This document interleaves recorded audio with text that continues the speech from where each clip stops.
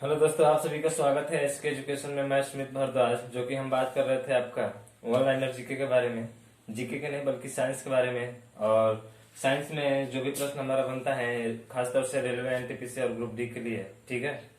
तो उसके बारे में, वन लाइनर के बारे में हम लोग समझेंगे। वन लाइनर के साथ साथ इससे जितने भी प्रश्न हमारे बनेंगे उसको भी हम इसमें डिस्कस करेंगे, ठीक है ना। तो जैसे कि हमारा पहला प्रश्न है कि प्रोटीन का संश्लेषण कहाँ पर होता है, ठीक है ना।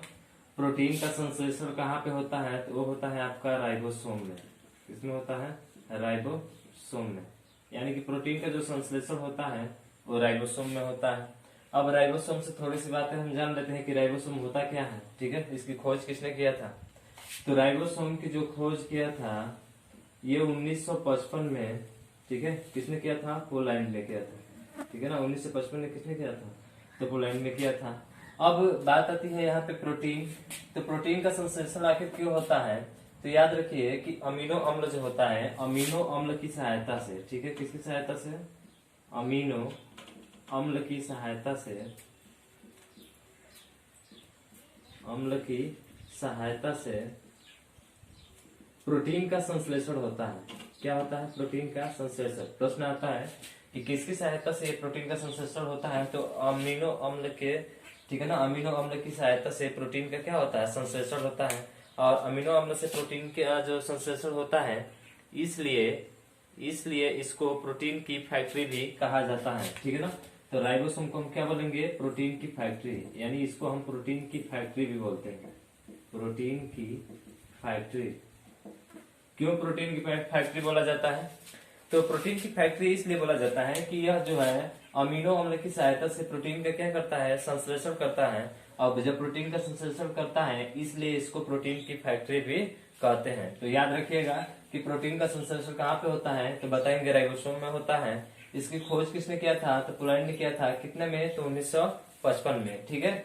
और किसकी सहायता से ये जो है प्रोटीन का संश्लेषण करता है, तो याद रखेंगे अमीनो अम्ल के सहायता से प्रोटीन का संश्लेषण करता है। कौन? राइबोसोम। इसलिए राइबोसोम को हम लोग प्रोटीन की फैक्ट्री भी कहते हैं। इतना चीजें क्लियर हुआ ना। तो एक प्रश्न से इतना प्रश्न हमारे बन सकते हैं, ठीक है। अगले प्रश्न के बारे में बात करते हैं। तो दूसरा प्रश्न हमारा क्या है, आप नोट करते जाइएगा इसको, ठीक है। दूसरा प्रश्न है कि फाइकोलॉजी में किसका अध्ययन किया जाता है, ठीक है ना। हम एक बार बताए थे आपको, फाइकोलॉजी में जो अध्ययन किया जाता है वो आपका किया जाता है शैवाल का। किसका किया जाता है? शैवाल का, ठीक है। फाइकोलॉजी में किसका अध्ययन किया जाता है? शैवाल का अध्ययन किया जाता है। उसके बाद से एक और आता है कि माइकोलॉजी में किसका अध्ययन किया जाता है। तो याद रखिए माइकोलॉजी, ये दोनों एक दूसरे से जुड़े हुए हैं, फाइकोलॉजी और माइकोलॉजी। तो माइकोलॉजी में जो है हम कवकों का अध्ययन करते हैं। किसका अध्ययन करते हैं? कवकों का अध्ययन करते हैं। माइकोलॉजी में हम किसका अध्ययन करते हैं? कवकों का अध्ययन करते हैं। यानी कि इसमें हम कवक का अध्ययन करेंगे माइकोलॉजी में, और फाइकोलॉजी में शैवाल का अध्ययन करते हैं, ठीक है ना। तो ये दोनों चीजें याद रखिएगा, काफी कंफ्यूज होते हैं इसमें कि फाइकोलॉजी में किसका अध्ययन होता है, माइकोलॉजी में किसका अध्ययन होता है, ठीक है। अब हमने बताया भी था कि शैवाल और कवक को मिलाकर क्या बनता है। पिछले जब वन लाइनर करा रहे थे साइंस में तो बताए थे कि शैवाल और कवक को मिलाकर बनता है हमारा लाइकेन, ठीक है ना। लाइकेन की स्ट्रक्चर किसने दिया था, काफी बातें किए थे इस पे। फिर चलते हैं। तो दूसरा प्रश्न हो गया कि फाइकोलॉजी में किसका अध्ययन? शैवाल का अध्ययन। और माइकोलॉजी में किसका अध्ययन? कवकों का अध्ययन, ठीक है। ठीक है। अगला प्रश्न है कि पौधे का कौन सा भाग शोषण क्रिया करता है। तो याद रखना, पौधे का जो भाग होता है वो शोषण की क्रिया करता है, उसका नाम होता है वो पत्ती। जो पत्ती होती है ना, उसमें हल्के हल्के से छिद्र पाए जाते हैं पर हमको दिखाई नहीं देते हैं, और उन्हीं के द्वारा जो होता है इनका शोषण होता है, ठीक है। तो पत्ती के द्वारा शोषण होता है। यानी कि पौधे का कौन सा भाग शोषण क्रिया करता है, तो कहेंगे क्या? पत्ती, ठीक है ना। पत्ती जो होता है वही शोषण क्रिया करता है। अब हल्दी के पौधे का खाने योग्य भाग कौन सा होता है, तो ध्यान रखिएगा हल्दी के जो खाने योग्य भाग होता है वो प्रकंद होता है। क्या होता है? प्रकंद। कई बार एग्जाम में आपका पूछा हुआ है। हालांकि जितने भी वन लाइनर क्वेश्चन बता रहे हैं सभी एग्जाम में आए हुए हैं, ठीक है ना। हाँ, आप इसको रख लीजिएगा, याद कर लीजिएगा, या मैं बता रहा हूँ एक दो बार देखेंगे तो अपने आप याद हो जाएगा, ठीक है। तो प्रकंद होता है। तो हल्दी के खाने योग्य भाग कौन सा होता है, तो आप बताएंगे प्रकंद, ठीक है। तो न्यूटन की गति के कौन सा नियम जड़त्व की व्याख्या करता है। यानी कि आप जानते हैं कि जिस वस्तु में जितना ज्यादा द्रव्यमान होगा उस वस्तु में उतना ही जड़त्व अधिक होगा, यानी कि उसके द्रव्यमान पे निर्भर करता है। और ये जो नियम है हमारा, ये फर्स्ट लॉ है, न्यूटन का कौन सा लॉ है, फर्स्ट लॉ है। क्यों जानते हैं ना कि एक साइकिल ले लीजिए और एक सामने ट्रक खड़ा कर दीजिए, ठीक है ना। साइकिल को आप धक्का दे देंगे तो साइकिल आगे की तरफ बढ़ जाएगी, इसका मतलब उसमें द्रव्यमान कम है, इसका मतलब इसमें द्रव्यमान क्या है, कम है। वही आप ट्रक को धक्का दीजिए ना आज से, क्या ट्रक को आप धक्का देंगे तो आगे चला जाएगा, नहीं जाएगा। इसका मतलब कि जड़त्व जो है उसमें अधिक है द्रव्यमान अधिक होने के कारण, समझ रहे हैं ना। कि जितना वस्तु में ज्यादा द्रव्यमान अधिक होगा उसका जड़त्व उतना ही क्या होगा, अधिक होगा, समझ रहे हैं ना। और न्यूटन का यही नियम बताता है फर्स्ट, कि यदि कोई वस्तु विरामावस्था में है तो विरामाही अवस्था में रहेगी जब तक कि उस पर कोई बाह्य बल न लगाया जाए, ठीक है। और इसी को हम लोग जड़त्व का नियम भी कहते हैं। और कोई गतिमान वस्तु है तो गतिमान ही रहेगी जब तक कि उस पर भी कोई बाह्य बल न लगाया जाए, ठीक है ना। तो न्यूटन का फर्स्ट लॉ यही हमें बताता है, न्यूटन का फर्स्ट लॉ यही हमें बताता है, ठीक है। हाँ, तो न्यूटन का प्रथम नियम हो जाएगा, तो जड़त्व का नियम कौन सा होगा, तो कहेंगे सर प्रथम नियम होगा।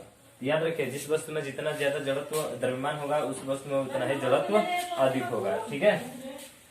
अब बात करते हैं कि व्यक्ति का भार उस लिफ्ट में अधिक होता है। तो याद रखिएगा, जब आप ऐसे भी अनुभव करेंगे, अगर कोई लिफ्ट जो है, अगर आप उसमें बैठते हैं, अगर लिफ्ट नीचे से ऊपर की तरफ जा रही है, ऊपर की तरफ त्वरित हो रही है, तो इसका मतलब है कि आपका भार में क्या होगा, वृद्धि होगा। यानी कि ऐसा लगेगा कि आपका भार क्या हो गया है, पहले से बढ़ गया है। यानी कि जब कब होता है व्यक्ति का भार लिफ्ट में अधिक कब होता है, जब लिफ्ट जो होती है, जब ऊपर की तरफ त्वरित होती है, त्वरित, ठीक है ना। जब ऊपर की तरफ क्या हो, त्वरित हो, यानी त्वरित का मतलब क्या होता है कि जब ऊपर की तरफ जाती है लिफ्ट तो उस समय हमारा भार क्या होता है, अधिक महसूस होता है। और जब लिफ्ट नीचे की तरफ आती है तो ऐसा लगता है कि हमारा भार है या नहीं है, ठीक है ना। हमारा भार क्या होता है, कम महसूस होता है, ठीक है। तो याद रखिएगा, जब लिफ्ट ऊपर की तरफ त्वरित हो तो उस समय व्यक्ति का भार उस लिफ्ट में क्या होगा, अधिक होगा, ठीक है। तो अब आगे चलते हैं आगे प्रश्न पे, कि किसी पिंड का वेग समरूप होता है। जब किसी पिंड का वेग क्या होता है, समरूप होता है, तो समरूप का मतलब समान, ठीक है ना। तो समान कब होगा, ठीक है ना, समान कब होगा, तो जब किसी पिंड का समरूप तब होता है जब उसका वेग का मान और दिशा, वेग का मान और दिशा दोनों नियत होती है। क्या होती है, दोनों नियत होता है, नियत होता है। तो जब दोनों नियत होगा तो उस समय जो होगा किसी पिंड का वेग क्या होगा, समरूप होगा, समान होगा, ठीक है ना। तो याद रखिएगा, समरूप कब होगा, तो वेग का मान और दिशा दोनों क्या होना चाहिए, नियत होना चाहिए, ठीक है। अगला प्रश्न है कि कार्बन मोनोऑक्साइड की अभिक्रिया 300 डिग्री सेल्सियस पर H2 से कराने पर बनती है, कौन सी गैस बनती है, तो याद रखिएगा वो मेथेन गैस बनती है। कौन सी गैस बनती है, मेथेन गैस, ठीक है ना। हाँ, मेथेन गैस बनती है, जिसका फॉर्मूला क्या होता है, CH4 होता है। तो याद रखिएगा, ठीक है। निकिल तथा कार्बन की उपस्थिति में 300 डिग्री सेल्सियस पर हाइड्रोजन क्रिया कराते हैं तो मेथेन गैस तथा जल क्या होता है, बाहर निकलता है, ठीक है ना। अब अगला प्रश्न है कि कौन सी गैस सिगरेट लाइटर से बनती है। याद रखना, कौन सी गैस सिगरेट लाइटर से बनती है, तो वो है आपका ब्यूटेन। कौन सा है, ब्यूटेन। और ब्यूटेन का फॉर्मूला आप जानते हैं, C4H10 होता है, ठीक है, C4H10 होता है। जैसे कि आप जानते हैं, पढ़े भी होंगे, मेथ, एथ, प्रोप, ब्यूट, पेंट, ऐसे करके 8 होते हैं, ठीक है ना। तो उसके आधार पर नामकरण किया जाता है, जिसमें एल्केन, एल्किन और एल्काइन होता है। तो एल्केन श्रेणी का है। और याद रखिएगा कि यह जो है ये एक प्रकार का हाइड्रोकार्बन है। क्या है, हाइड्रोकार्बन, जो कि जलने में सहायक होता है। क्या होता है, जलने में सहायक होता है। ईंधन के रूप में किया जाता है प्रयोग इसका, किसके रूप में, ईंधन के रूप में। तो ये ब्यूटेन जो है हमारा, ब्यूटेन, यह एक प्रकार का हाइड्रोकार्बन है, ठीक है। उसके बाद से ये तो हो गया कि सिगरेट लाइटर जो होती है वो किससे बनी होती है, सिगरेट लाइटर किससे बनी होती है, तो है ब्यूटेन यानी C4H10, ठीक है। अब बात करते हैं कि दांत का शिखर जो बना होता है, ठीक है, दांत का शिखर बना होता है। दांत का शिखर जो होता है वो आपका डेंटिन से बना होता है। किससे बना होता है, डेंटिन से, ठीक है ना। और बाहरी परत जो होती है उसको हम लोग इनेमल कहते हैं, जो कि सबसे कठोर होता है। क्या होता है, सबसे कठोर, ध्यान रखिएगा। तो सबसे कठोर कौन सा होता है, तो दांत के बाहरी भाग हमारा कौन सा, इनेमल, ठीक है। और हमारा जो दांत का शिखर बना होता है वो आपका डेंटिन से बना होता है। ठीक है, तो इतना जो है 10 आप इसको हमेशा क्या करेंगे, याद रखेंगे या एक दो बार देख लेंगे तो आपको पूरा क्लियर हो जाएगा। तो आज के लिए बस इतना ही। जय हिंद, जय भारत, टेक केयर, बाय।